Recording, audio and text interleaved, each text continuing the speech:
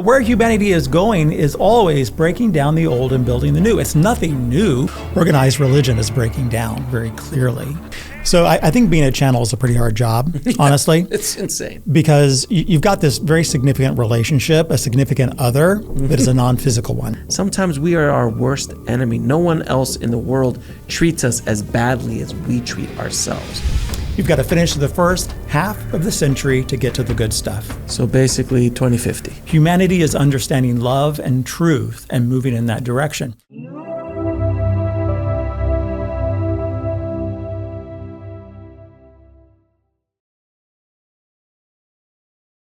I'd like to welcome back to the show returning champion, Addison Ames. How you doing, Addison? Hi, Alex. I'm doing great. How are you? I'm doing good, my friend. Thank you so much for coming on the show, and thank you for coming out to Next Level Soul Studios. I appreciate it. Well, thanks for having me, and it's wonderful to be here in your studio. I love it, and I love when you have guests on in studio. It really changes the energy. So I'm excited to be with you here in person. Yes, especially channelers. The energy, I can actually feel the energy of the channels when they do things.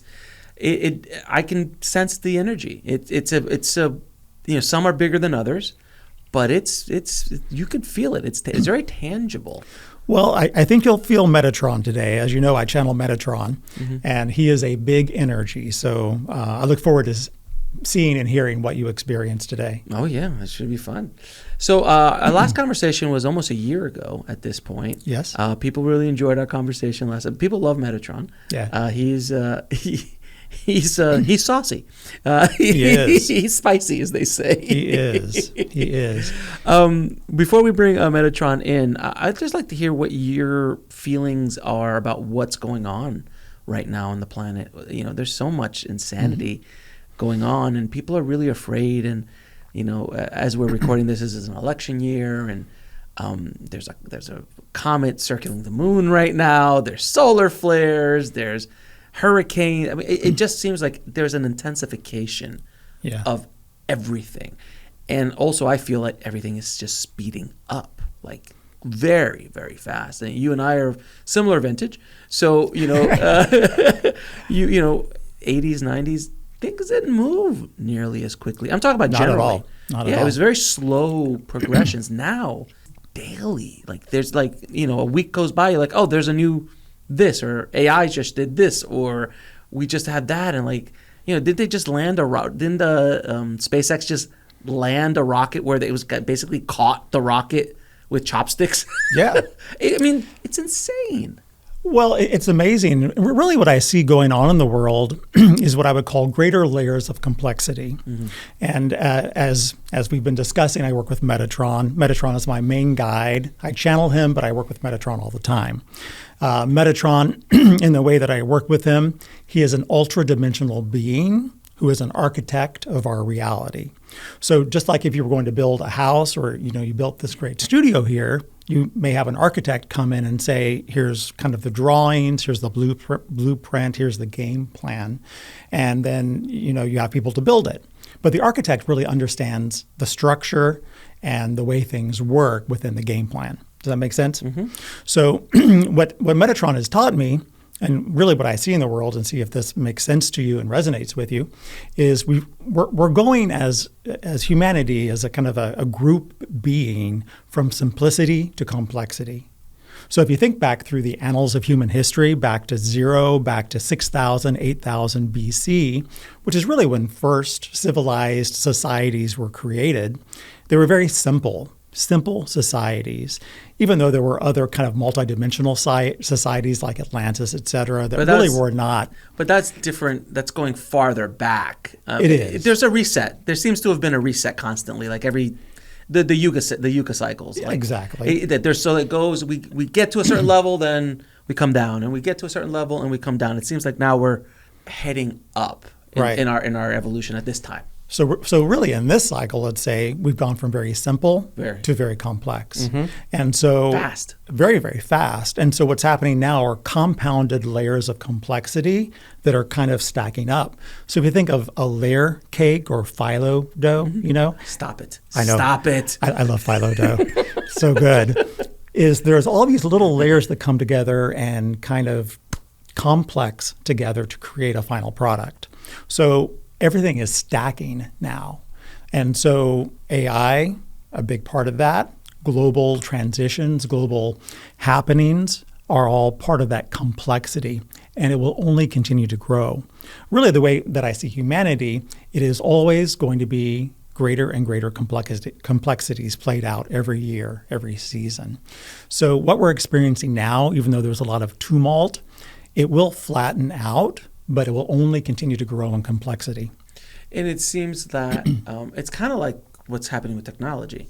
Technology is moving so fast now, where it was like, 1K led to 2K, led to 5K, led to, and now we're at this massive speed, massive sizes. What's on this phone is more powerful than what they sent people to the moon with, right? Kind of thing. So it seems like that's what's happening to consciousness in general. It's stacking on itself, and we're growing at such an exponential rate because we're starting to access more information, hence speeding up the process, and it just kind of feeds itself. So it's a hockey stick of consciousness right now. It is, and everything is growing exponentially. And that's the whole science behind technology. It's exponential growth. So it's not 1 + 1 = 2, but it's 2 to 16 to 24 to 32 to 92 to 128 to et cetera, et cetera, et cetera. So it is exponentially growing, and that's human consciousness. Really, in the way I see things, everything is consciousness. Everything is this kind of K-N-O-W, or build that is made up of algorithmic understandings.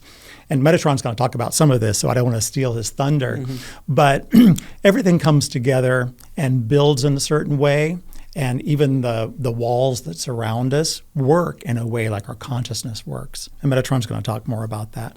But consciousness is getting smarter. Humans are getting smarter. You think that's true? You think humans are getting smarter? I think... Yes, there's no doubt that humanity is getting smarter because we're opening up new access points to knowledge that's starting to come in. Look, what we're able to do now, we weren't able to do. I mean, AI is a perfect example. I mean, the algorithm, or the AI, or lack of a better word, is been around for a while.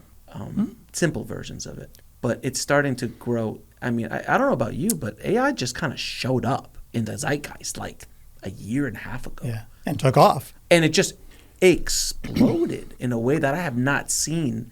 I mean, it was kind of, even the internet, when the internet showed up, it took a lot longer for people to what's email? It took a lot longer for society to kind of grab onto that technology.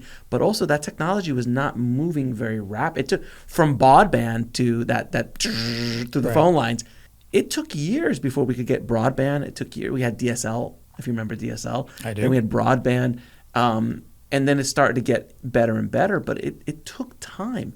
With technology now, the infrastructure's there, so things are moving so exponentially faster. Yes. And I feel that that's what's happening with humanity's consciousness. Now there's shows like this, that we have these conversations, so people have a foundation that they didn't have before, so they're able to stack quickly and move past certain topics and ideas much faster because they have a base of understanding. Make sense? Oh, it totally makes sense. And if you look at generational shift, and really, a lot of people ask me, maybe they ask you the same question, Alex, what can I do to help ascension? How can I play a role to really move humanity along? And really the key driver of ascension is generational change. So with every new generation and composites of generation, there are new ideas, K-N-O-W, new builds, new stacks that come along and really push us along. So consciousness moves primarily in terms of its overall trajectory through new generations and new periods of time. So our consciousness is getting smarter, and AI is really built like us. So to me, AI is not scary. It's something that we need to understand and monitor and use wisely, but it's based on the human mind. So if we want to know ourselves, by all means, play with AI, get to know it, use it in your own life and see how it integrates.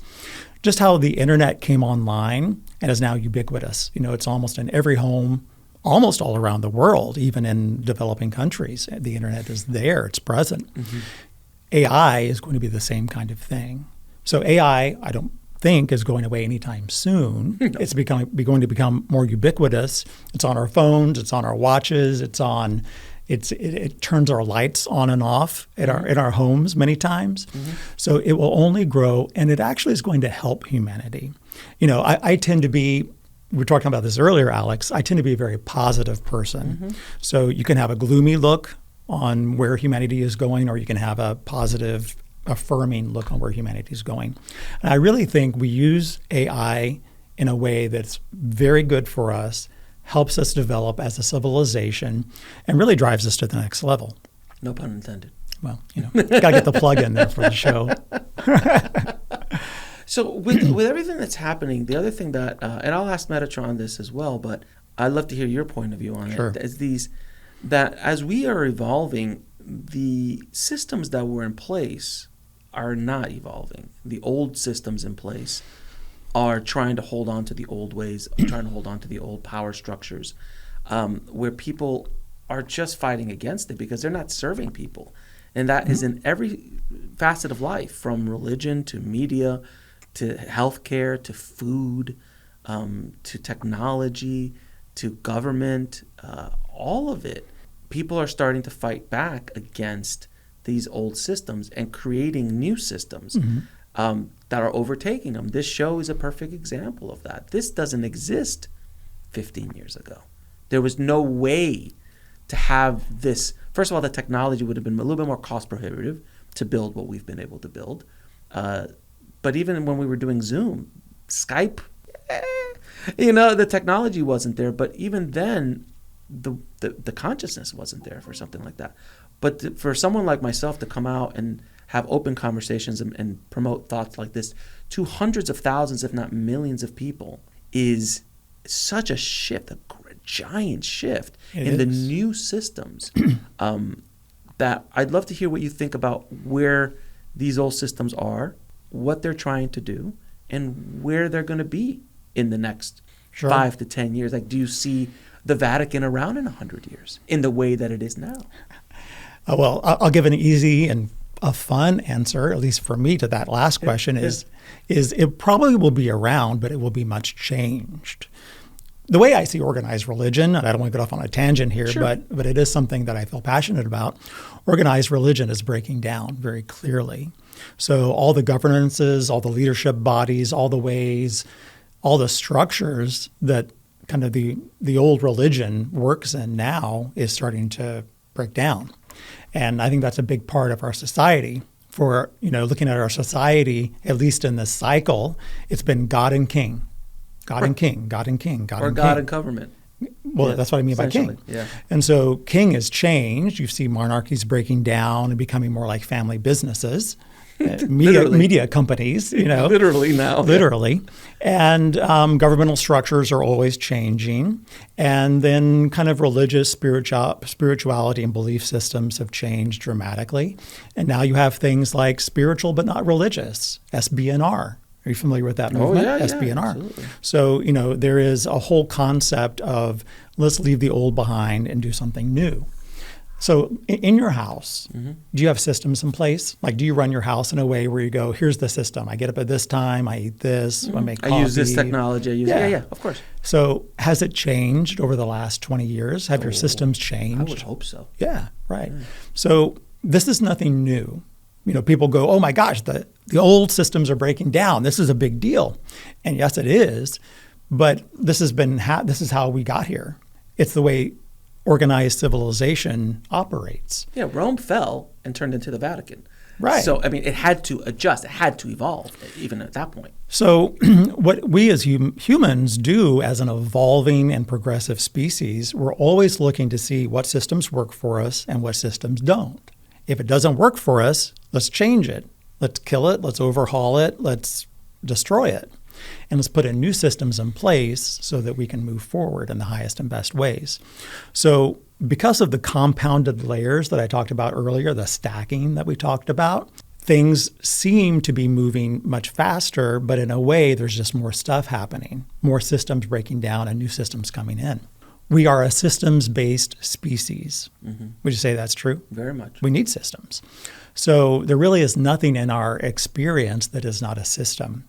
So we're always looking to see what works, what doesn't, and how can we improve our system.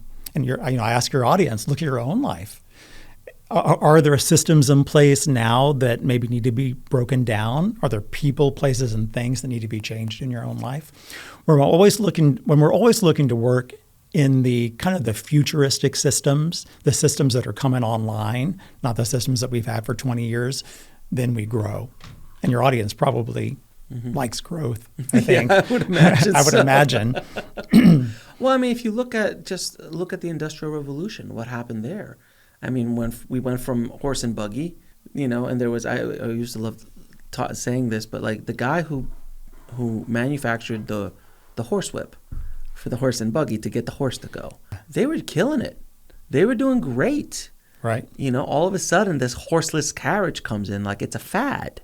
No one's ever not going to use a horse, but overnight it went gone. I mean, I don't know if you knew this, but before petrol oil was discovered and refined, you know what the number one business in the world was at the turn of the century? Whaling. Oh, right. Whaling, to get oil from the whales. That's how we got the kerosene and all that stuff. And then literally within 3 years, the largest industry on the planet was gone. That's how fast it went. Sure. So electricity from coal and everything, it changes so fast. So we always change. And think about cars now. Now you have Teslas, you have hybrids, Polestars, you have all kinds of hybrids on the road right now. So I would say just like whale oil, fuel, petrol, gas is gonna go too. So we're always on the move, and that's one of the things that Metatron talks about is really we are in a system of systems kind of structure. We're in an architecture that is all system based. So as we always try to improve our lives, and people come probably to both of us and say, how can I be a better person? How can I be more spiritual? How can I help ascension? Really improve your systems. Look at the systems in your life, see what needs to go, what needs to break down, and what new systems can come online. When you're saying systems, the first thing that popped into my head was the architecture of this system that we're in, the simulation that we're in, the matrix, we're in right now. If you look at a video game, the video game system, there are systems stacked on top of systems, stacked on top of systems. And the only difference between a video game simulation and this simulation is that you need a player to move that player, to move the avatar. Our system, the avatar is being moved by a player called our oversoul or our soul. But there is free will, and there's a little bit more complexity between that and Mario. Yeah, but it's similar. It's similar, but there's systems on top of systems. So if you understand those systems, and now we're going to go off on a little bit more of a mystical path. Okay. I love talking about this. The systems that we understand that we're in right now. So the rules of this game. Mm-hmm. There's rules. There are. There are absolute rules here. There are. I'm always fascinated with the Ascended Masters and what they were able to do and the miracles they were able to achieve. And is because my understanding is because they understood the system. Mm-hmm. They understood the code. They became Neo because they started to be able to bend reality, be able to go through this table, to biolocate, to levitate, to heal, because they understood how to work within that system. And I think that we, as we're trying to evolve, the more we understand our systems and the more we understand how we can work within this system and the power that we truly have is how we evolve exponentially faster. Definitely. I would completely agree with, I think, 99.9% of everything you said. Like usual, Alex. I watch your show and I'm like, yeah, I agree with 99.9% of what Alex says. But so, the whole idea is life is like a game or life is like a simulation. It is a great concept, but really it's the other way around. Games are based on life. Yeah, that's what video games come from, card games, Monopoly, the game of life, the board game, they're all based on how life moves. We all are rule sets that operate within rule sets, and there are rules to the game. And some people say, well, what about spirituality? What about mysticism? What about ghosts? All these kinds of things that are kind of unexplained. Well, really, they all are explainable in that they happen in the system for a reason. There is an architecture in which they happen, even if it's something we don't understand or if it's something that's kind of hidden behind the scenes, under the table, whatever it might be. They're all systems. That's just the way our reality, our existence is based. So I think that, there are lots of layers of complexity to our systems. And really where humanity is going and what's happening is humanity is awakening. I think you'd probably agree that we're going through a mass awakening kind of event. And a big part of that is understanding of ourselves, to thy own self be true, know yourself, know thyself, and also understanding the system. So I think where humanity goes at an ascension pivot point is we figure out the game. We figure out the rule set. We figure out the game of life. We figure out the algorithm, the data sets, and we are able to go, okay, we see what's going on here with us. We see what's going on here with the game, and therefore we make decisions differently. We do things differently. We behave differently. So if you think about, again, that hockey stick, it's been pretty low and slow for a long time. Because of technology, shows like yours, et cetera, the hockey stick has taken a very dramatic turn. So we're not there yet. Oh, God, no. It really just started, you could say, in the 1900s, I mean, the 1900s is, I think, where we were in the early 1900s to where we were in the early 1800s was vastly different. Vastly. Not technology only, but just looking at how we look at life, what we accept, what's acceptable, what's not acceptable, the freedoms that we give people, and so on. I mean, women only got the vote 50 years ago. 50 years ago, 60 years ago, something like that. So it's not that long ago. But it seems like in the 1900s, things moved so fast comparatively to the first 1800 years. Sure. The 1900s was faster than all 1800 combined, and then some, as far as how fast we were in evolution of consciousness and also evolution of technology. I mean, I always wondered that as a kid. I always sit there and I'm like, why did this happen now? Like, what is the purpose? Why does humanity all of a sudden gets this technology and starts using it? And the thing I always try to tell people too is, like, all the technology we have, it's always been here. The information, all the raw materials to make the technology we currently have has been on this earth. There's no magic comet that came with this magical rock that now powers our entire society. It's all been here. It's the knowledge that has been revealed to us now in a way that we can accept it. We were ready for it to be able to evolve quickly. That's why I always say, like, Alexander the Great did not have machine guns for a reason.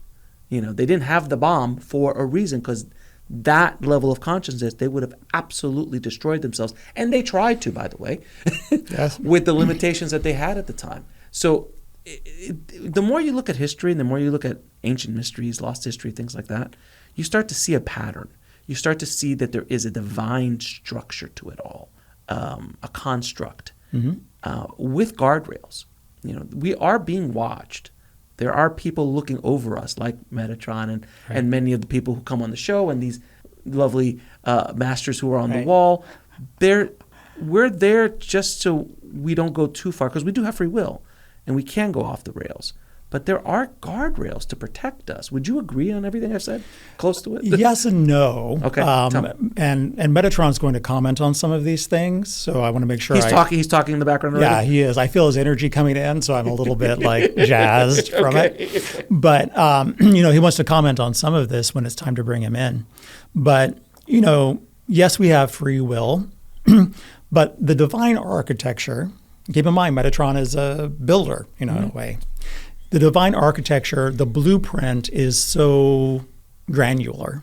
It's so brilliant. Specific. So specific that free will, even though we have it, we exercise it. And I love it. I know you do too. You're a free spirit. You're a creative, right? It's the greatest. Isn't it the greatest law in the universe? Like, that's the thing that does not get touched on? I mean, in the way that I see it, no. Because we don't really have free will. Okay. We act it out, but the divine plan is so granular and specific and so detailed and so elegant, extravagant, really beautiful. I can keep going about the divine plan because I love architecture. I love design. I like a beautifully designed home, a set, whatever it may be, is that the free will is part of the design that is pre-designed, and we walk it out, we act it out. And so I act out free will all the time. I decided I wanted to, eat tacos here in Austin last night, and I did. That was my choice, but that's part of the divine plan. So yes, we have free will, but it's part of the divine plan that is already pre-planned, and we all walk it out. That's the way that I see it. What do you think about that? To my understanding, soul plans, soul blueprints, when you come down here, there's a certain things that you want to achieve in this incarnation. You're born to a certain set of parents, you're born to a certain time period, a certain culture, a certain community, a certain religion, so on and so forth, because those things will teach you a certain, whatever you want to learn in this life.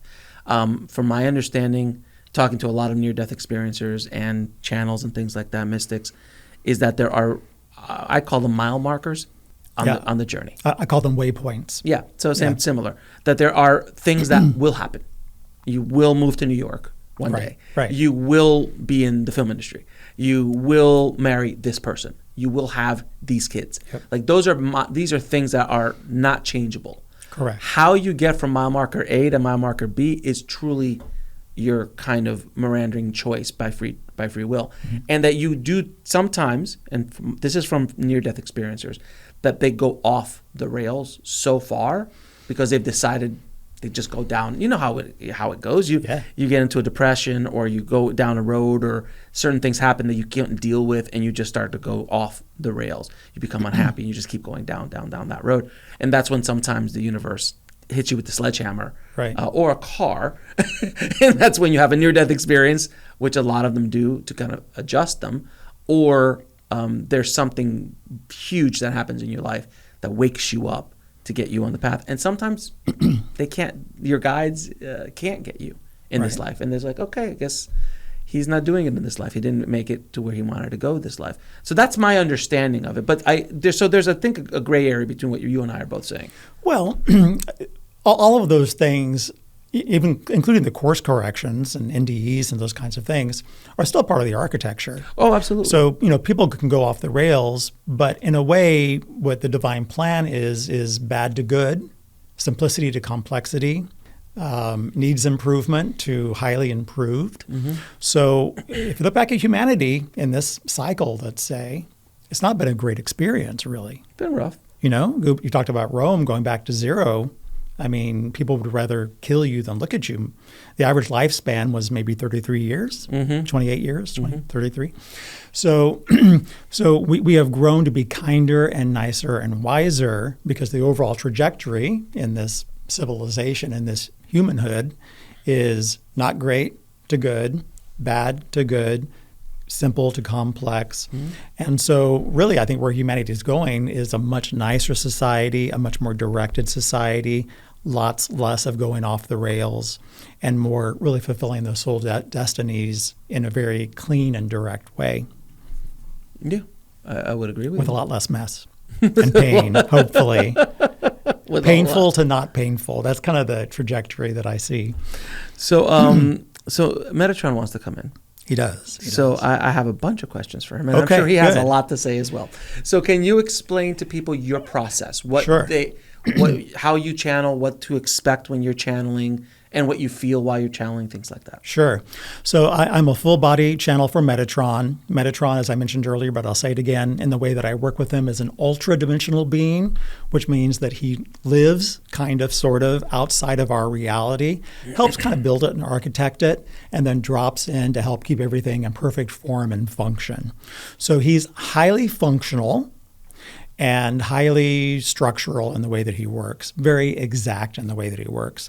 It's a really big energy, and so he usually says we or they as opposed to I or me, because it's just kind of like a big thought thing that drops in and pretends to be human in different ways. And one of the ways that he does that is through me. I'm a full body channel, which means I step aside, he comes in and really kind of takes over my body and will move my hand. My voice changes a little bit, but not a lot. By the way, I'm a little bit under the weather from cold Austin weather, which I know you guys don't get cold Austin weather. I don't even understand what too this much. means. I don't even understand what that means. So the weather just took a downturn. So my voice will change a little bit. And he steps in, and I'm not a trance channel like some are, like Bashar, Daryl Anka, and Bashar is, as we talked about earlier. But I kind of change mind states. So we connect through mind. Some people work through frequency or radio waves in different ways. I work with connecting to the mind of Metatron. So my mind changes states. He comes in, and I'm kind of watching in the background. I hear everything he says, but I don't hold on to each of the words. I kind of see them go by. When he steps out, I pretty quickly step back in, and I have to kind of recollect as much as I can of what he said, but I don't really remember or have a complete recollection of everything that he says as soon as he steps out. I've been doing this for years now. It's one of the many things that I do. I do everything from, personal coaching, business consulting, spiritual support, all the way to channeling. And so I do a lot of different kinds of things. And but channeling is definitely one of the most interesting things. People are always interested in what's the process is like. And what it's like for me is his energy is so big and profound many times that when I first started, it took me a while to get comfortable with it because the energy would knock me out. I'd have to take naps afterwards. Your nervous system had to kind of prime. Totally. Yeah. Even now as we're talking, I feel his energy coming in, so I get a little bit kind of almost shaky from it. So it is intense, but it's a loving energy. It's just very structural. If you've ever talked to somebody who's really functional in the way that they think. Like an engineer. Like an engineer. He thinks like an engineer. Yeah. But he has a big personality, so he is pretty animated. Yes, he is. Yeah. All right. Sounds good. Shall I bring him in? So bring him in, sir. All right. Enjoy the conversation. I will. And we are here. We are Metatron. We greet you. We apologize for Addison's voice, but we will work through it. If he or it, the being that you see that speaks these words, yet it is not that which speaks these words, clears its voice from time to time, its throat, we apologize, but we are working through opposition. Now, Alex, we start with giving you a few things to think about, working through opposition. Would you say that humanity works through opposition? Yes. It does. It is the work, what we call the work against. Humanity is always working against, working against, working against. And some out there might be saying, well, I'm in the flow. I don't work against. Well, have you ever seen a river flow? A river flows by knocking itself around, and it flows beautifully down the stream, or the river as it may be. But there is within the river, within the flow, knock against. The particles, the movement of H2O are hitting themselves against each other to allow the flow. Does this make sense to you, Alex? It does. So as humanity grows, there is always the knock against. There's always the overcoming. And what we say to humanity is this: you are a race of overcomers. And write this down if it resonates with you. I am an overcomer, and there's no other way around it. Humanity is a race of overcomers. That's the way you're built, because opposition makes you stronger. Now, we'll take your first question, Alex. My first question is that the ascended masters who've walked this earth, that came down to teach us, to help us evolve, it seems that many of their teachings have been manipulated or suppressed or changed by man and by eventually the organized religions that created them for other purposes. What is your feeling on that, and what, if you have any contact with them, that they feel about what, for example, Jesus Christ, since we're here in the West, his teachings have been, as Yogananda said, his life, he was crucified on one day, but his teachings have been crucified for 2,000 years. I'm just curious of what do you think that is, and is this going to change? Is is the true teachings of these masters starting to make their way to the light? Well, what do you think? And the answer to the last question that you posed to us, what do you think the answer is? I do think that these teachings are starting to come through alternative sources like this. They are. In the work against of everything, and we bring this up again because it's one of our key messages today, is that you all are overcomers, which means you're always working against and you are refining. Just like if you take flour and you build it, you make it, you grind it, and it creates the outcome. So as you all grind through new spiritual understandings, which are really the gods of the old go and the gods of the new, which really are you, by the way, come in, because you are really understanding yourself as creator beings, as gods in your own right. Does this make sense to you? Very much so. So as you do this, you say, what do I teach myself? It really isn't the Church of Episcopalia or whatever it may be, Presbyteria. It really is the church of you. It is about what you know at the soul level, at the God level, at the spirit level. And what am I here to do? What do I teach myself? Where do I go? You have innate qualities that guide you to the teachers in your life, like Yogananda is the one for you that you resonate with. And even though you may hear other things and fallibilities of what he said and did and who he was and the way he portrayed himself in the world, you know truth. And this is where humanity is going, is even though there are inaccuracies and oddities and all kinds of ridiculousnesses being played out in your existence today, humanity is moving towards truth. Now, listen to this, and we mean it. Listen, listen, listen. Humanity is moving to a place where it knows truth more and more. Now, you are in a melisma right now. A melisma of information, not you specifically, Alex, but let's say humanity is in a melisma of information. Lots of stuff coming in, and some of it seems pretty crazy. What's going on in the world today? People say that all the time. What is happening? What is going on? They're trying to figure it out. And what humanity is always trying to do is figure it out, figure themselves out, and figure out what it's going through. Is that through the melisma, and through the progression of time, which time is on your side, humanity, we mean this, time is on your side, humanity, what you are moving towards is a new plateau, a foundation, a pivot point of truth.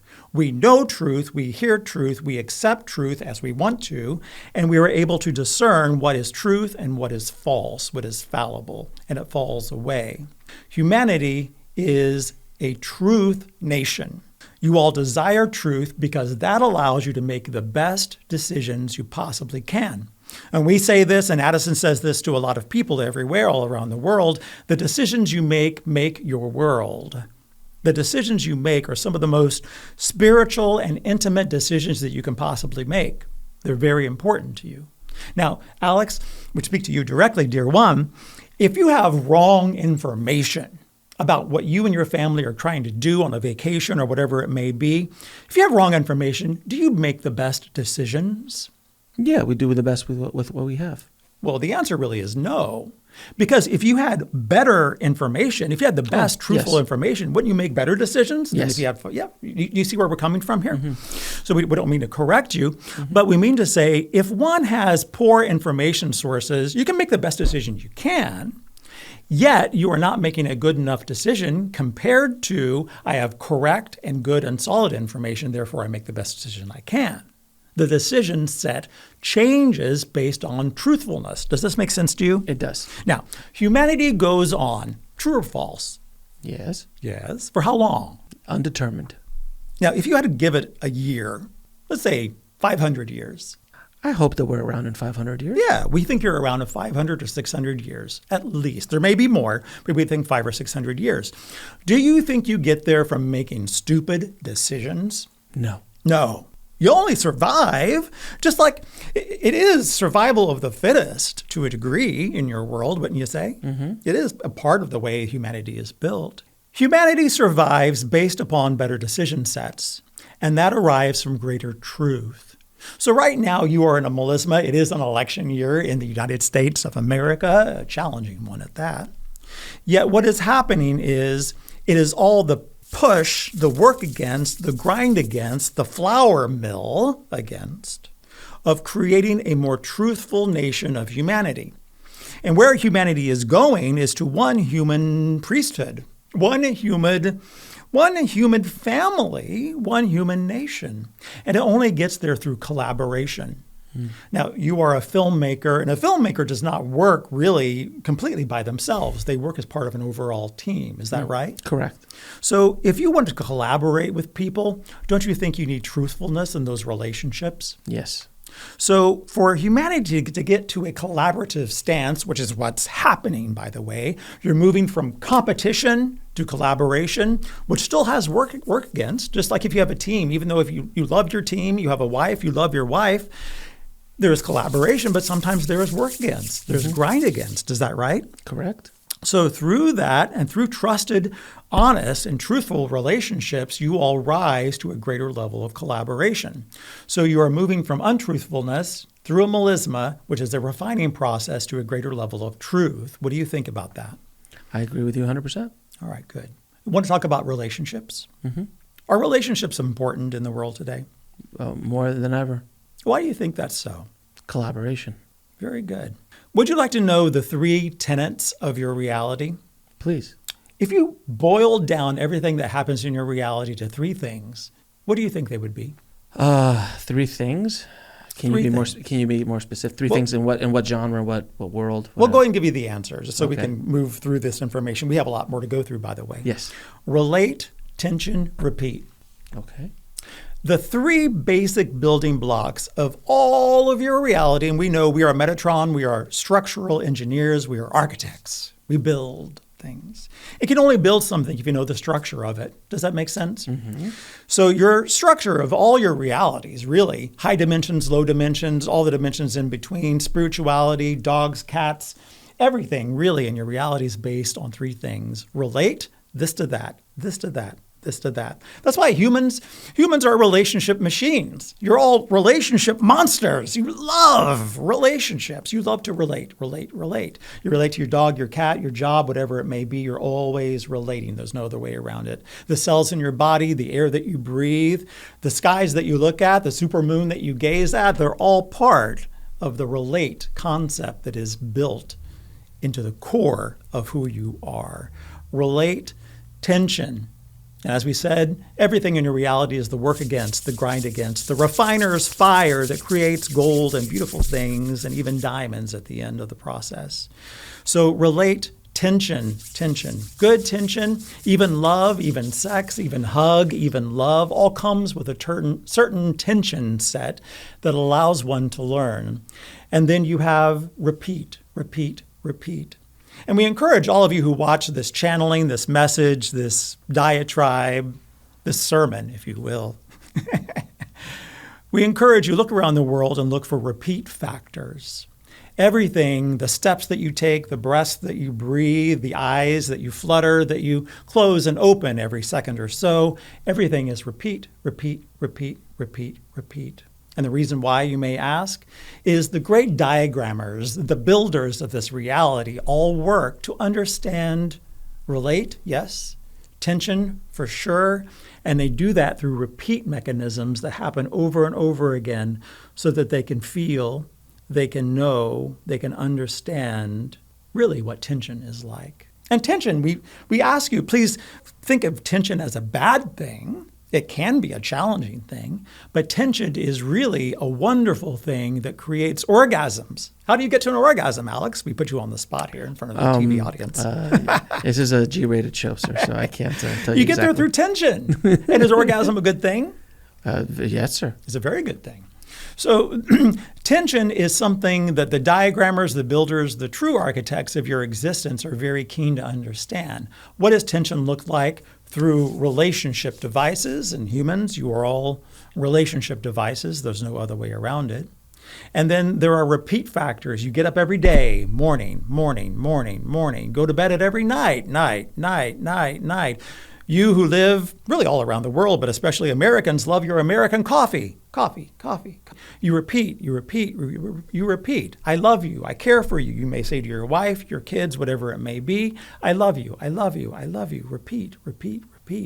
And through that, the divine ordinances that create all of this spectacular experience that you're a part of, and we are too, to an extent, we are right now. They understand tension through relationship games and repeat patterns and go, wow, look at that. What an amazing experience that is.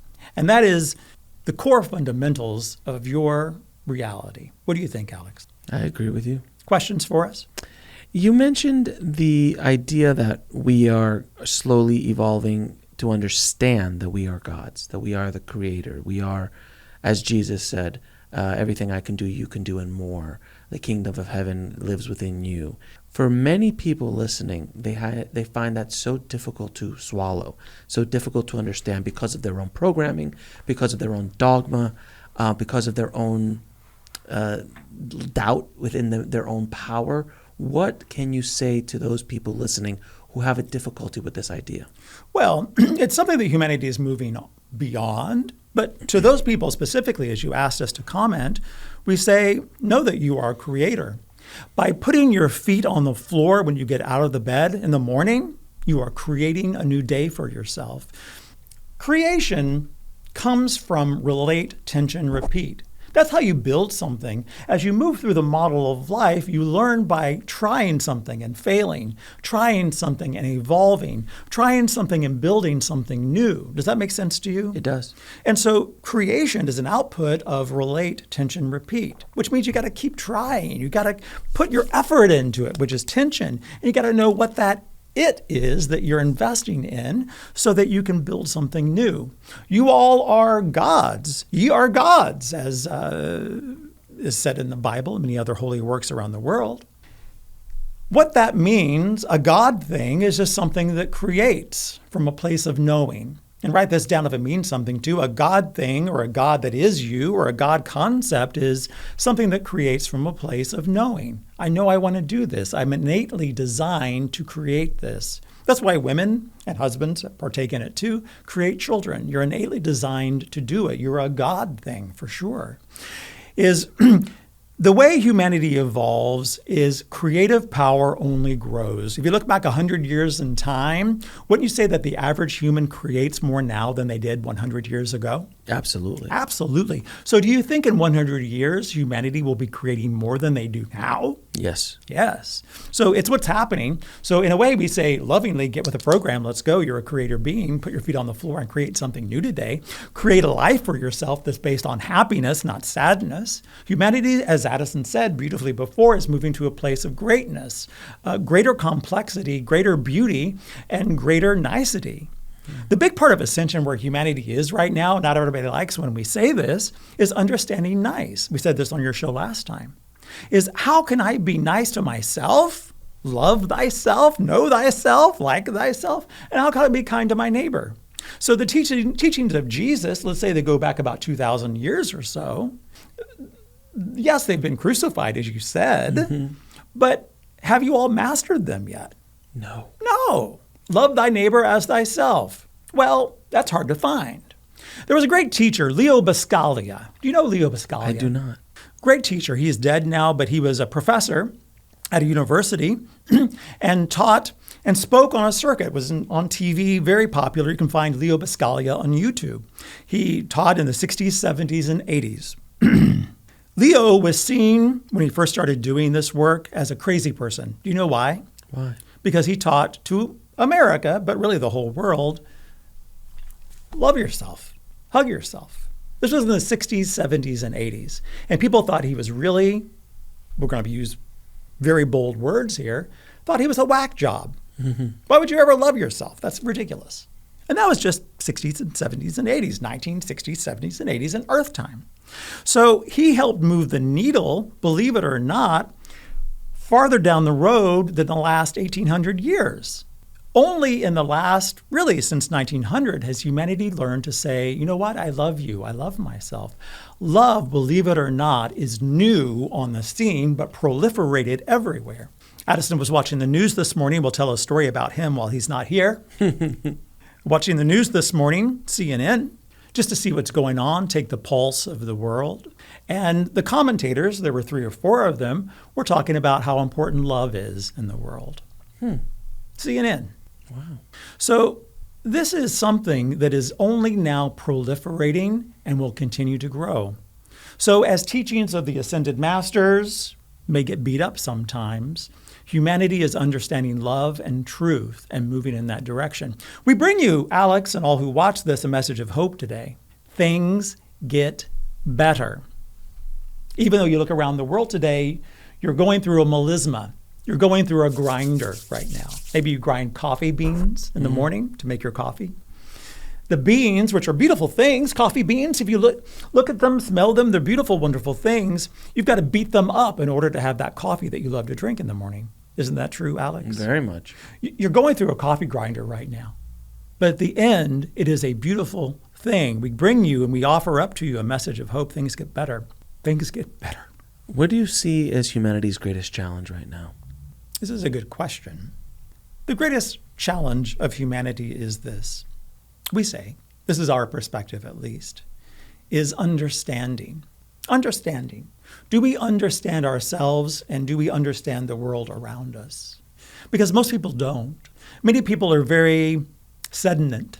They're very happy to sit and watch TV and not really think about themselves and the world around them. Would you say that's true in large part? Very much It's so. changing. People are becoming more engaging with life, loving life more, which is very important. Life is a wonderful and beautiful thing. It is what we call the allowance to live, the allowance to be, the life-giving source. We call it the allowance. We encourage all of you, if this resonates with you, write it down, the allowance. I love the allowance. I love it. Try it. Say it now, Alex, if you'd like. I love the allowance. I love the allowance. How does that feel to you? Actually feels good. I love the allowance, which is really the life-giving force that allows you to be, allows you to create, and allows you to understand yourself and the world around you. So really the greatest challenge is, do I care about fathoming the depths of me, understanding myself? Do I care about understanding existence and how things work? Because as Addison said earlier, humanity is moving to a place where they figure the game out. Life is not a game, but life has gamification as part of it.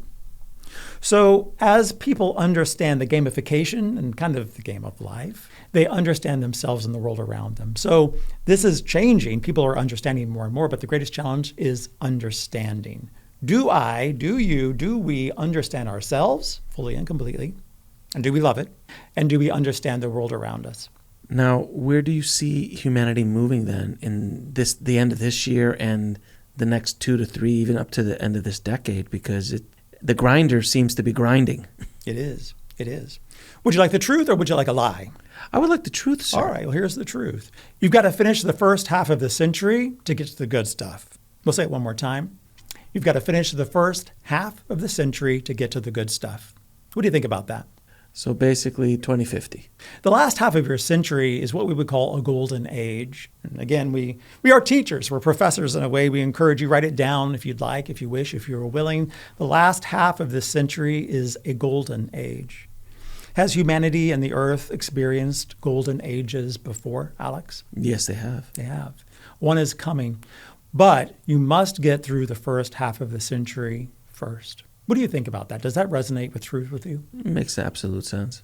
So you will be in the coffee grinder for a bit longer, but it does get better. You've got to stick with it. Remember, ascension is driven by young people.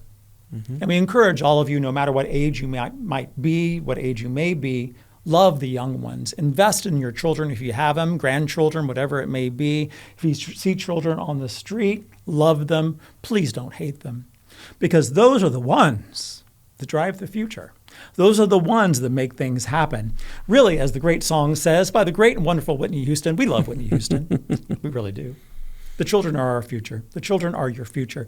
And it's so important because they're the ones that create that last half of the century, that golden age that's coming your way.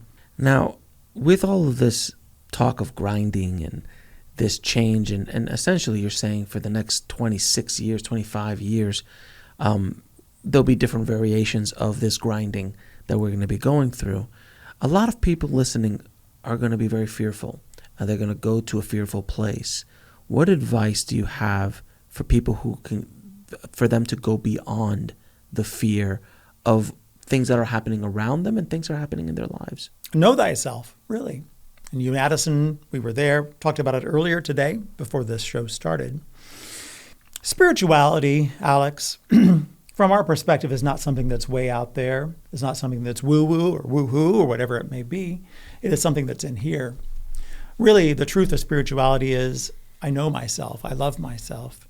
So we would say, don't be so concerned about what's happening out there, but be really concerned about what's happening in here. That's a very concise answer. Now, so if people continuously are following what's going on outside, what advice do you have for them to stop? What advice do you have them to get off the addiction of watching the news cycles, of watching media, of watching things that they have little or no control over around the world? Well, then change your perspective. If one must watch those things, then change your perspective on it. Say, I'm going to put a different spin in the way that I see these events. If I have to watch them and be so engaged with them all the time, I will see them in new and higher ways. I will see these external events in new and higher ways. Write it down. I will see these events in new and higher ways. I will look at all the pain in the world, and even though I may see a dictator on the television, instead of saying, armchair commandant that you may be, oh my gosh, my goodness, this person, and it gets you down. Change the perspective and look at them and say, I love this person. I care for this person. I hope for the best for this person.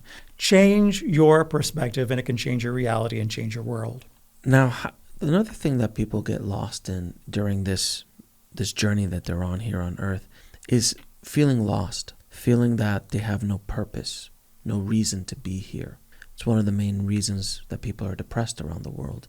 What advice do you have to help people find their purpose, to discover why they're here? Well, everyone is here for a reason. Going back to the idea of relate. And if you really want to know the pith and the marrow of why humanity is here, it's to relate. Why am I here? To relate. If that's so, if then, I will relate in the highest and best ways that I possibly can. If you need a purpose and you don't know your purpose, and believe us when we tell you this, everyone has a purpose. Do you believe that? Oh, yes.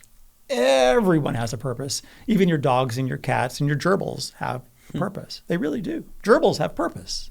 They really do. So if that's so, certainly the human, you who watch this, dogs too, you have a purpose.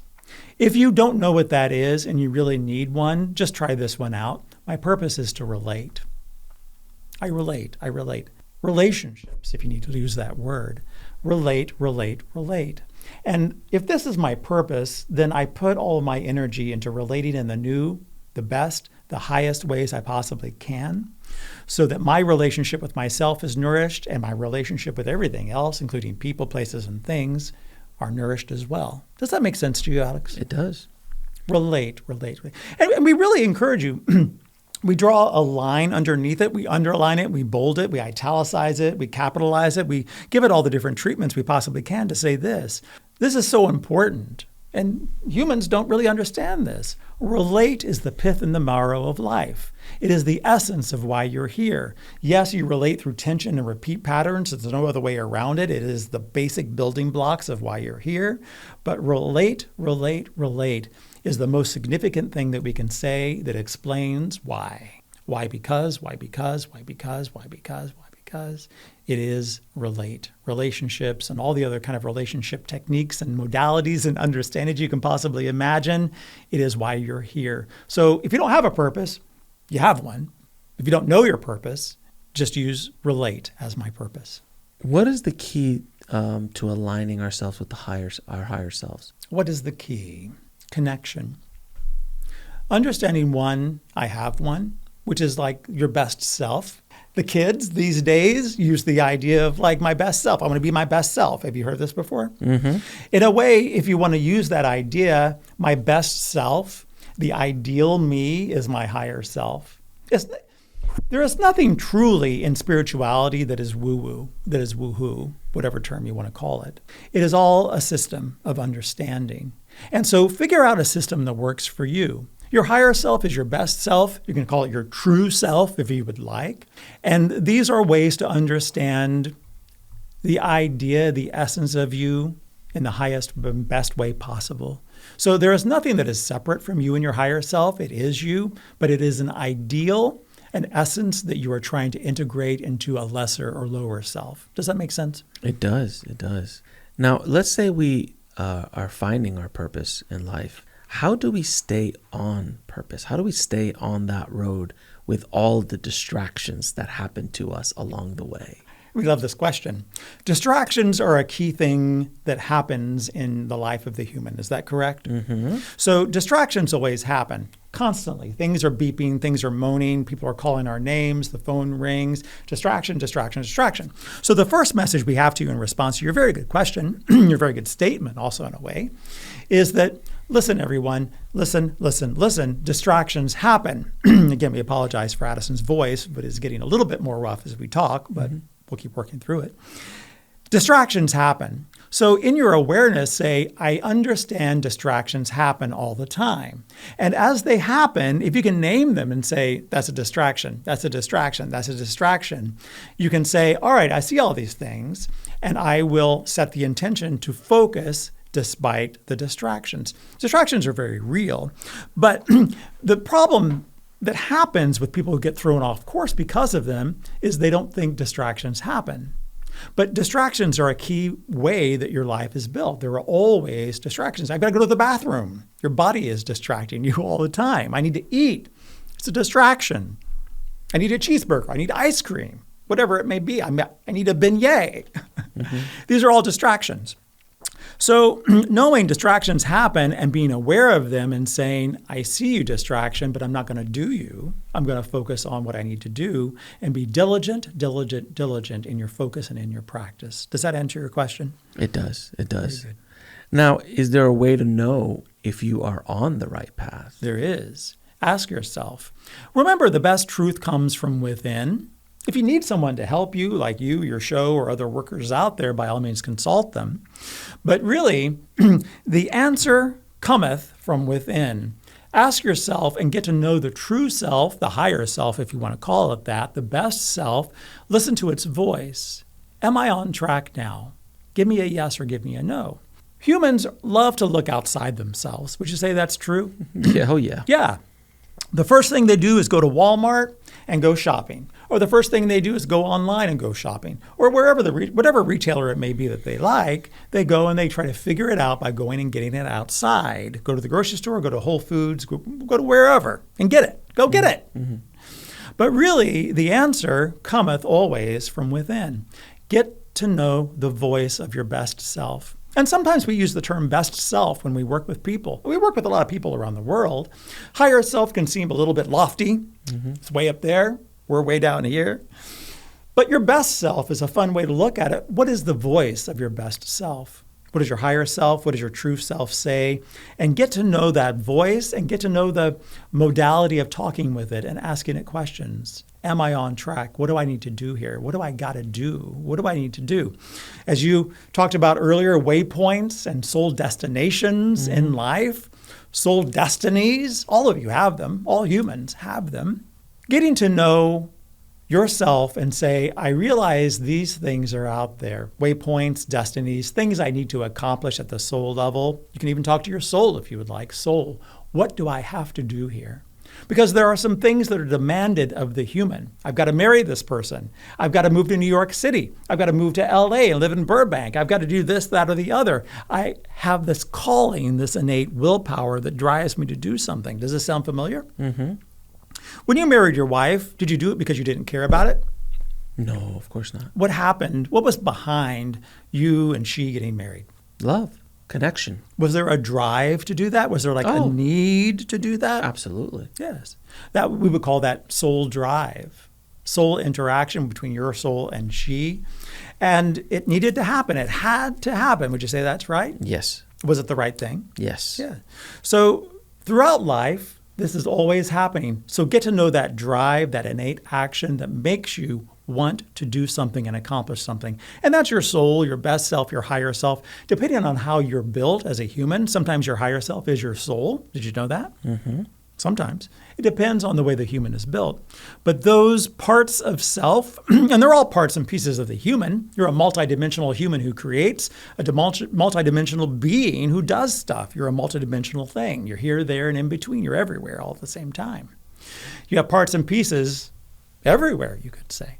But the more you get to know those parts and pieces and use your whole multidimensional self to create, the more powerful you are. Now, one of the keys to evolution for a soul, for humanity in general, is forgiveness, is to forgive and to deal with people who have wronged us in one way, shape, or form what advice give to truly forgive people who have wronged you in this life? Let it go. There's a great song that's sung by kids everywhere these days. Let it go, let it go. You know it? Have you heard it? Of course. Yeah. I have kids, so yes. It's hard to get it out of your mind sometimes. Listen, the movement of humanity, as we've been talking about today, is this: low and slow to high and fast. Does that make sense to you? Yes. So does forgiveness slow you down or allow for fastness to happen in your life? It speeds things up for sure. Forgiveness speeds things up. But when you hold on to old stuff, what does it do to you? It poisons you. Yeah. So really, if you care about ascension, and we think most of the people who watch our show care about ascension, which really is just rising to a new and better place, a new purview, a new way to see yourself, a new understanding, a new way to see the world around you and see existence. Ascension is many things, but that's an easy way to understand it. It means you got to change. So a key driver of ascension is change, leaving the old behind and bringing the new in. So if you have poison within you of old energies, and that's really what poison is, old energies, right, in your life, energetic energies, it is slowing you down. And just say, I reject low and slow energies and I get high and fast. We think you guys will have fun with that terminology. I get high and fast and I leave the low and slow behind. Mm-hmm. Now, is there a deeper lesson in forgiving others with and ourselves? Yes. Would you say there's lessons in everything? Yes. There is. It goes back to the whole idea of I know myself, I love myself, know thyself, to thine own self be true. When one forgives, one knows oneself better. The entire spiritual experience is knowing yourself, understanding yourself. So by all means, when you forgive, look at the lessons of how I behave in that situation. What have I learned from it? What have I lost from it? Am I better because of it? And allow yourself to really learn from every situation, but forgiveness is key. Really, as we speak, we want you to understand that even the idea of forgiveness is becoming an old idea. And would you need forgiveness if there weren't the holding on to wrong old patterns? No. So this idea of holding on to old wrong patterns, which creates the need for forgiveness, I absolve you, I let you go, I forgive you, these kinds of things, is really humans are holding on to old and slow energies less and less. Would you say that's true? Mm-hmm. Yeah, you got to move, you got to move, you got to move, you got things to do, you've got higher complexities and beautiful understandings of life to understand. It gets better, people, it gets better. So don't hold on to old things, forgive if you have to, or just let it go. Then one of the other big problems with humanity's journey that we have to deal with is this innate thing that we have which is to beat ourselves up, to be unkind. You spoke about being kind to yourself and to others, but there's so many of us that beat ourselves up, who torture ourselves, who just berate ourselves. Sometimes we are our worst enemy. No one else in the world treats us as badly as we treat ourselves. What advice do you have to overcome this? Well, first of all, be easy on yourself. As we said earlier, we gave the name Leo Biscaglia, who really, again, in the 60s and 70s and 80s, first started talking about loving yourself. So these concepts are new. So if you're teaching your kids stuff, a new concept, do you give them a little bit of time to figure it out? Yes. Yeah, you give them some grace period. So we encourage you, say, I am in grace when it comes to how I treat myself, because I'm trying to figure it out, because it's a new idea. Really, people talk about 1950s and Earth time as an idyllic time, but it really wasn't. Absolutely not. It was a mean time. People were mean to their wives, mean to their husbands. Husbands beat their wives. People drank too much, wrecked their cars. It was a very messy decade. Wasn't that long ago, was it? No. It wasn't. So you come into the 60s, the decade of love, self-love, all these kinds of things, love thyself. It's a brand new concept in literal usage. It's a brand new concept. So give yourself a second to work through it and figure it out. Definitely try, relate, tension, and repeat through it. Keep trying. That's what growth is, relate, tension, repeat. You want to know what the definition of growth is, Alex and everyone watching? Relate, tension, repeat over and over again with subtle change. And that subtle change through the model of life is growth. That's growth. But you got to keep trying, right? Mm-hmm. That's why many times kids learn through rote learning.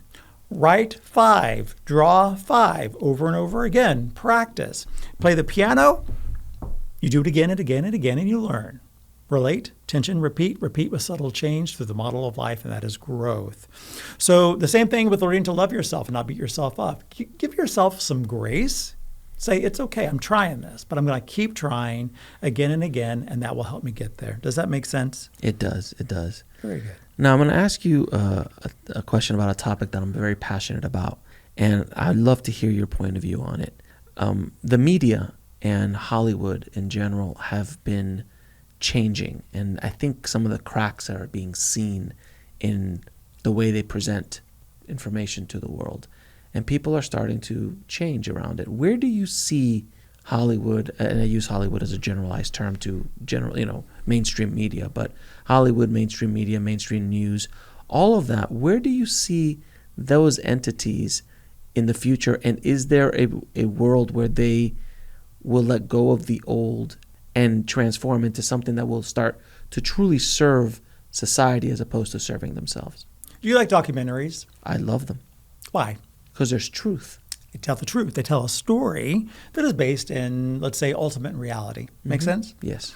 Are documentaries a relatively new genre within the film industry, within Hollywood, if you want to say it? It's been around pretty early on. It's been around since almost the birth of Hollywood. Which is when? Birth of Hollywood, birth of the films were about 1900s, early 1900s. Right.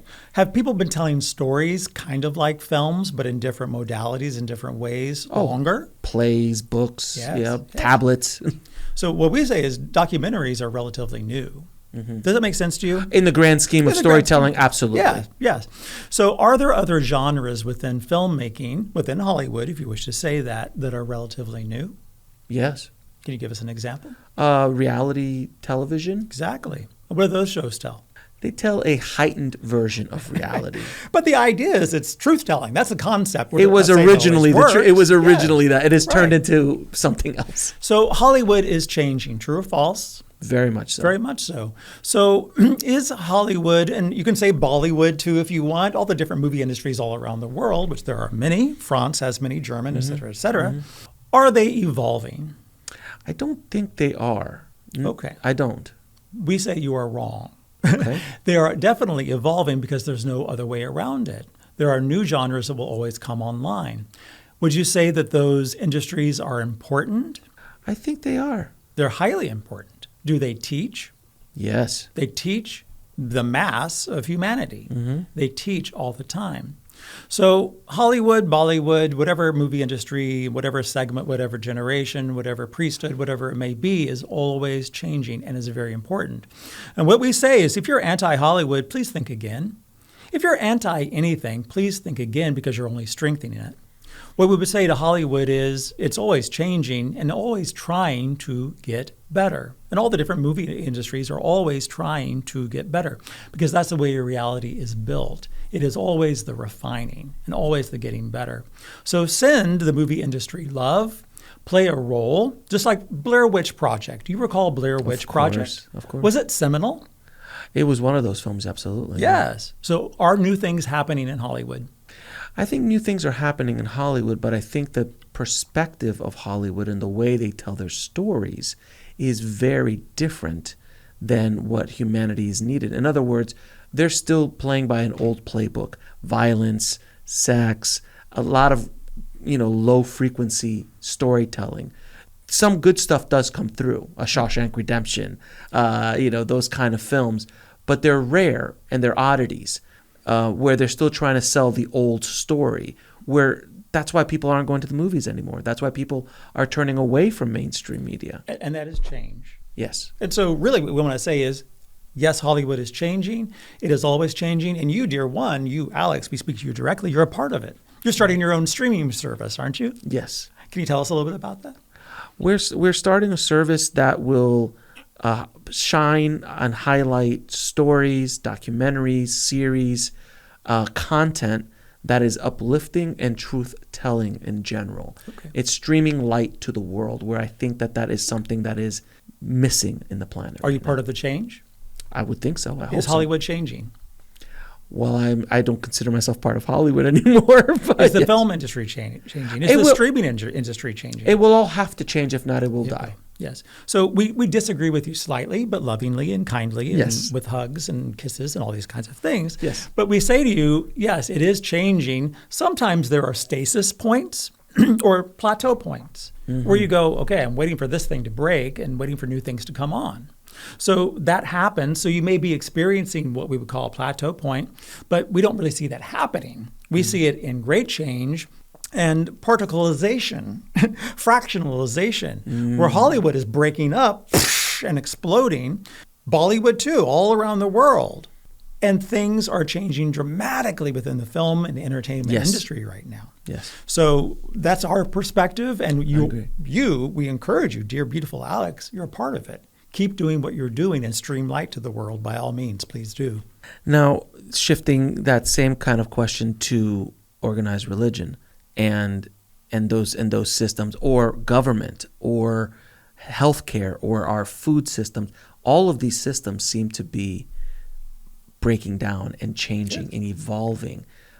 Where do you see these systems going? Because a lot of them are still trying, especially like energy, healthcare, education, they're trying to hold on to the old system because they're making money that way, and they're not evolving fast enough. But while the rest of humanity is moving faster than these systems are willing to change, what do you see happening?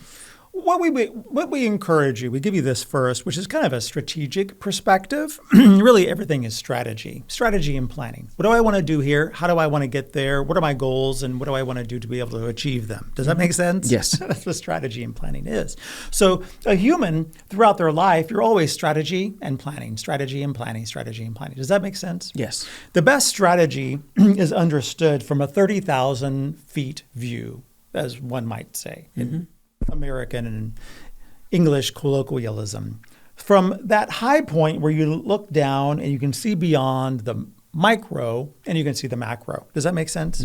So we encourage all of you, have a strategy viewpoint where you look down from 30,000 feet above and you see the big picture, not just the little picture. Does that make sense to you? So if you think healthcare is a big problem, pharmaceuticals are a big problem, and yes, indeed they are, yet they are breaking down and things are changing, allow yourself not to get mucked up in the little things, but say, let me take a few steps back and look at the big picture and see what's going on. And think about, where are we headed with all of this? Because literally in the divine plan of all, the old always breaks down. Otherwise you wouldn't have airplanes. Right. You like to fly? Yes. Yeah, you like to fly and go see things and do things. If there wasn't breakdown of the old and let's bring some new ideas on, you'd never fly anywhere. You wouldn't have cars. You wouldn't have Teslas. You wouldn't have spaceships going up to the moon, your own private planet. You have your own private planet. And you all have not even really started to think about it. Isn't that pretty amazing, Alex? So, where humanity is going is always breaking down the old and building the new. It's nothing new. You got here because of it. It is the bus that you ride on throughout history and time. And so we leave you momentarily, but we leave you with this message is you have your own private planet and you are only now just beginning to think about it. What's happening on the moon is this. And by the way, there is nothing there besides dust and dirt. We want to clear that up. If people think that there are habitations and civilizations and other kinds of things that live there, it is not true. That's not what is really there. There is nothing there. Even on the dark side of the moon, there's just darkness. But there is moonness for sure. There are plans in place to habitize the moon, to do some terraforming and to actually build communities there. You will never have communities on Mars, by the way. Many people talk about inhabiting Mars. That will never happen, ever. But you will inhabit the moon. It's only about 230 to 250,000 miles away, which is a lot closer than Mars. And you will inhabit that planet. You only get there through new ideas, come on in, old ideas go. What do you think about that, Alex? That makes all the sense in the world. So when you look at the moon, and when this show is recorded, there is a super moon right now, which means it looks really big. Look at the moon and say, this is my own private planet. Let's do this and see what comes to mind. Is there a way, is there any advice you could give people to connect to the divine more on a daily basis? Yes. Do you. Does that make sense to you? It does. Be you fully. If you want to know the divine plan, be you, do you, Be you fully, because you are, and you are, and you are. Remember we talked about the church of you? You ever call that? Yeah. Beautiful thing. Churches do not need walls. Churches do not need walls. True or false? True. You are your own church, if you want to call it that. If you need that language, which really is an old thing, you're your own temple. These ascended masters, many of them have taught that. You are the temple. Put good stuff in it. Get good stuff out. So if you want to get in touch with the divine, which really is like a big thinker who thinks is a good way to see it, is understand yourself fully and do your thing. Be you without abashment or shamehood, and be completely and fully free. And that is the best way to understand the divine. You are it. Well, let me ask you this then. How do you define source? We don't. Do you want to know the truth and the way that we see it? Yes. It is a no thing that does. Explain that, please. It is a no thing. It's nothing that does. It doesn't have a creative process. It doesn't need it. Humans need a creative process, which means you take an idea, you relate to it, you tension through it, and you repeat it, and you build it. Subtle change through the model of life. That's building, building, building. It's a creative process. You live in a process-driven place and space. Does this make sense? Yes. Right. You got to think about it. What do we want to do here? You strategize, you plan, like we talked about. The no thing, which really is not a thing, it's not a man, it's not a woman, it has no gender, it's nothing like a human at all, by the way, nothing like a human at all, is like a no thing, a nothing that you cannot understand that's beyond your fathomment. So you can try, by all means, please try, but it is beyond your fathomment, and you will not be able to understand it. It is not a thing. You all live in a universe and a creation of thing, but it is not a thing. It doesn't have a creative process. It just does. It is a no thing that does. What do you think? I think that makes perfect sense. It's a no thing that does. So don't get too attached to old God ideas. We mean this because most of them are based on guys who created those concepts. Does that make sense? Very much. So if you want to believe old guys who created the concepts of the God that you believe in, by all means, please do that, but it won't serve you in your divinehood. Does that make sense? It does. Try it out. We encourage it. I have a powerful question for you, but yet a simple one. What is love? It is many things. Love is not one thing, and even some people might say love is the permeating energy of the universe. It is not.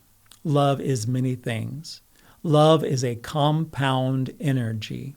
Love is comprised and very strong because it is made of many things. Can you name 3 things that comprise your love for yourself or for your wife or for whatever it may be? 3 things or 3 people or 3 things, 3 attributes, 3 energies that comprise love. Love for your family, love for your partner, love for your children. But what builds that love? What comprises that love? Think about it. So it could be honesty. It could be care. It could be beauty, appreciation. All these things make you go, I love you. Well, when it comes to a partner, it could be respect, mutual respect. Very good, very good. That's definitely not with children. Do you not respect your children? Oh, no, I respect them. It's the other way around. I'm joking. But it's different for everything. There's a love for the work that I do on a daily basis. And what comprises that love? Mission. Fulfillment. Fulfillment Yes. and mission, yeah. Joy. Yeah, absolutely. Learning. Yes.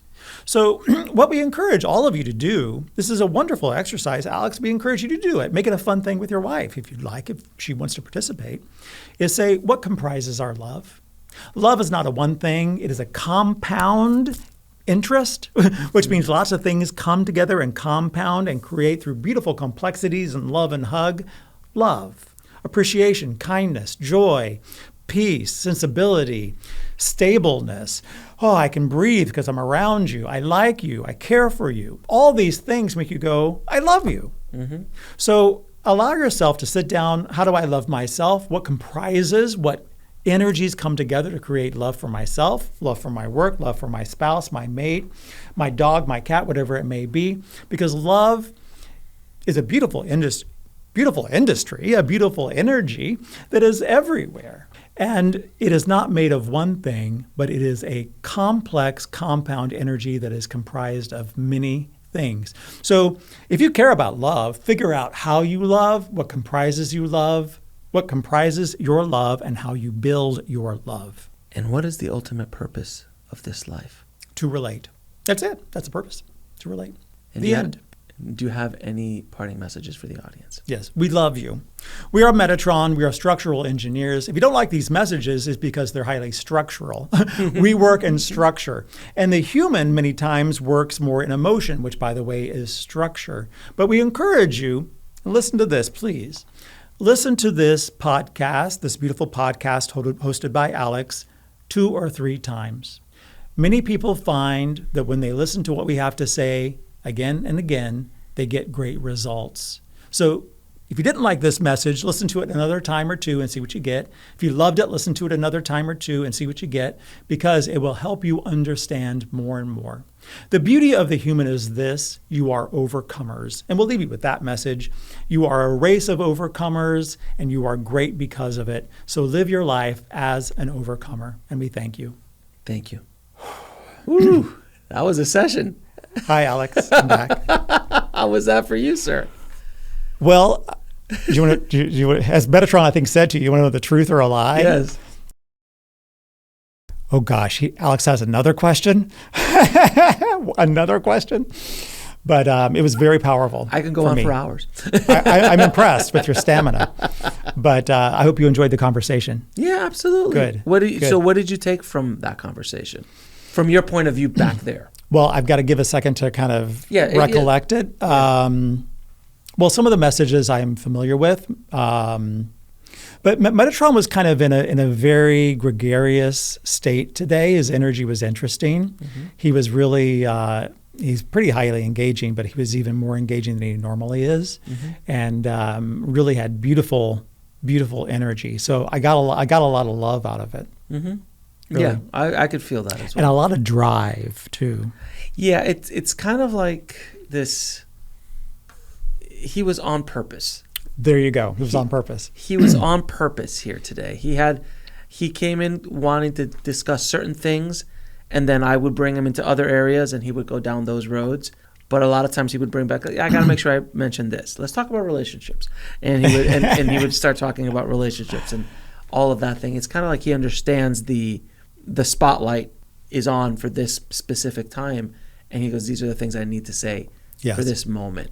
And for the audience this is interesting. A lot of times entities that come in through channeling, they go, I know who's watching this, even though they don't know they're going to watch this yet. Totally. Yeah, so he says that too sometimes. And this is the message I'm giving them. Yeah. That's really fascinating to me. It's wonderful because, in the design of everything, really everything's kind of done. Everything's pre-planned, and we walk it out. We're kind of like actors on a stage, like Hamlet, Shakespeare's Hamlet. Life is a stage, and we're all actors on it. And we're all reading the script. You're familiar with scripts. Yes. It says, am I inside? Am I outside? What's the tonality? What are the details that I want to communicate in these words? And so he understands the script. He understands who's participating in the script. So I have no doubt that there was a lot of personalization going on with his messages with the folks that are going to watch this podcast. Yes, it's pretty awesome. It's pretty awesome. It was pretty awesome. Yeah. Now I'm going to ask you the few questions we ask all our guests. I want to see if the answers have changed any since last week. So, okay. What is your definition of living a fulfilled life? Not sleeping. Okay. Please elaborate. Well, one of the things that I've learned, I might get a little emotional from this. One of the things that I've learned from working with Metatron is live life to the fullest. Yeah. Don't waste time. Don't waste your life. So I do enjoy sleeping, but sometimes I go, you know what? I don't want to miss opportunities. I don't want to sleep. So I say that kind of jokingly, but living a fulfilled life for me is enjoying and living every moment of life to the fullest and not missing opportunities, but in a way being a life opportunist. Beautiful answer. Now, if you had a chance to go back in time and speak to little Addison, what advice would you give him? I don't think you asked me that one last time. I like this one. Uh-huh. Is this a new one? No, I think I asked it to you last time too. I don't remember this one, but I like it a lot. I would say, wow, this is really tough. I would say put your seatbelt on. It's going to be a wild ride. Yeah, that's a common answer. Is it? It's up for a lot of people. So, hey, get ready. I think a lot of people at least when they are at a certain stage, they understand that they can't really change anything, because anything they say to that version of themselves will change who they are. It's a whole Marty McFly thing. Yeah. It will change it. So even the pain, you don't want to miss that. Nope. I'm not inviting pain into my life. Absolutely not. Or for you or for anybody. Yes. But, if we look back, and again with that, I think Metatron talked about the 30,000-foot view, the strategic view of your life. You can have a lot of gratitude for the pain that we go through sometimes, and it can be very helpful, be very refining and defining. And, we're made of our past. So one of the things that I've learned is really love my past, even the foibles and the stuff where I go, I can't believe I did that, or what a mistake, and just love the whole story. It's kind of like if you go see a movie, you love the movie, even though some scenes you go, wow, I need to cringe a little bit during the scene, but you love the movie, you love the storytelling device. So, love it all if you can. How do you define God or source? I think my answer last time was I don't, which means it's undefinable. Like I don't define it, and I would say that remains. I don't. What is love? I think Metatron talked about this. It's a compound energy, so it just depends. But it's a wonderful thing, and humanity is definitely moving towards love, in love, as love. And so in my own life, I use the tool that Metatron talked about, I think, with you, is in a certain situation, like Alex, I can say, I love you. And I love you because I appreciate your work. I honor your journey. I like your multifacetedness. I appreciate the kindness in your eyes. So if you go, I love because of this, and this is what comprises my love, it's a beautiful thing. So the answer depends on what we're talking about, but that gives you a sense. It does. And what is the ultimate purpose of this life? I'm going to go with Metatron's teaching because he's been working on this with me for a long time, and I've worked on it personally quite a bit, and I really see it. It is to relate, and for me, relate in the highest and best ways I possibly can. Do you ever argue with Metatron? All the time. Do you disagree with his teachings and what he's saying sometimes? Well, I don't disagree with his teachings necessarily, but have you ever, if you haven't had this, known a coach who is really, really tough on you? Oh, yeah. So he's like a coach who is really, really tough on me. So we get into fights and we argue, and I tell him to get the hell out sometimes. But it's not because I necessarily disagree with his teachings, but he's like... he pushes you.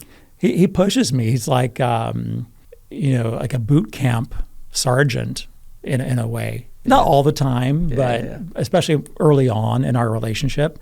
So sometimes we get into fights and scuffles sometimes. Have you settled, at this point, how long have you been working with Metatron? For about 8 years now. So you've settled in? We've settled in, You've definitely. settled in. We still have little spats things from time to time. But like any relationship. And I bring that out because it's interesting, because people just think like, oh, this divine energy is coming in and it's all unicorns and cupcakes and rainbows, and I'm like, sometimes it is to a certain extent. Yeah. But I've heard from friends of mine who are channels that they're like, no, it's I disagree sometimes, or sometimes that they have to be explained the teaching. So maybe the teaching is so advanced that they don't get it, and they have to like really kind of connect with it because it's sometimes so advanced, or they don't understand it. Is that kind of like? Yeah, very well said.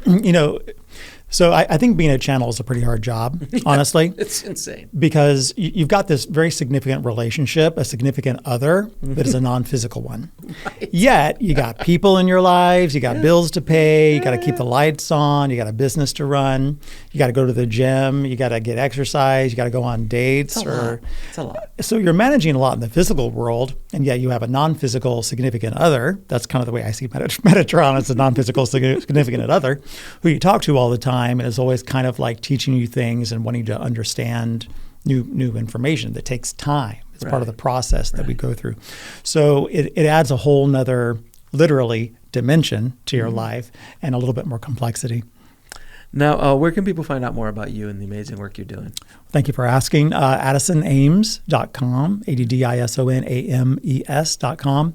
I have a YouTube channel, Facebook page, and you can find all those links on my website. Please check it out. And do you have any parting messages for the audience? Well, thanks for watching. I really appreciate your time. And keep watching Alex's show and watch that streaming service. I know he's up to some really good stuff. Oh, I appreciate that very much, my friend. And thanks for having me on. I appreciate you coming and Thanks for the work that you and Metatron are doing to awaken the planet. So I appreciate you, man. Thanks for having me on, Alex. Appreciate you too. Thanks for watching. Click on one of the videos below to continue your journey, and don't forget to subscribe.